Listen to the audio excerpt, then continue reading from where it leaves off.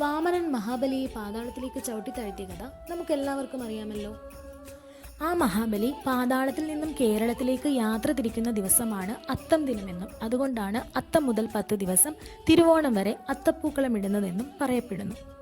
ഇതിനു പുറമെ അത്തം മുതൽ 10 ദിവസം വരെ തൃക്കാക്കര പോയി ദേവനെ പ്രാർത്ഥിക്കാൻ ജനങ്ങൾക്ക് പറ്റാതെ വന്നതിനാൽ മുറ്റത്ത് പൂക്കളമുണ്ടാക്കി ദേവനെ പ്രാർത്ഥിക്കാൻ തൃക്കാക്കരയപ്പൻ അനുവദിച്ചുവെന്നും പറയപ്പെടുന്നു.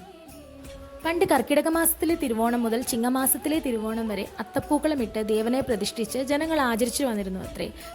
പിന്നീട് അത് ചിങ്ങമാസത്തിലെ തിരുവോണം മുതലായി ചുരുങ്ങി. കോഴിക്കോട് കടത്തനാട് രാജവംശത്തിൽപ്പെട്ട ആയഞ്ചേരി കോവിലകത്തിൽ വർഷത്തിൽ 365 ദിവസവും പൂക്കളം ഒരുക്കാറുണ്ട്.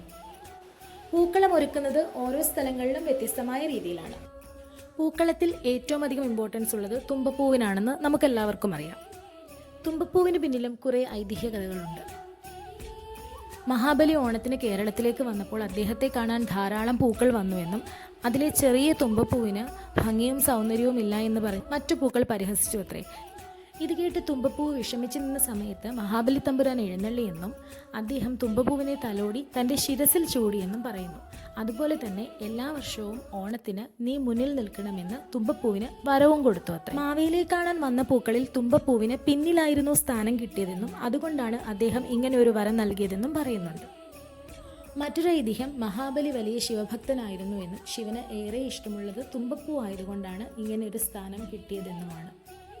ശിവനെ ഭർത്താവായി ലഭിക്കാൻ പാർവതി ദേവി തുമ്പപ്പൂ ഉപയോഗിച്ചാണത്രേ പൂജ ചെയ്തിരുന്നത്. ചില ശിവപാർവതി ക്ഷേത്രങ്ങളിൽ പൂജയ്ക്ക് ഉപയോഗിക്കുന്നത് തുമ്പപ്പൂവാണ്.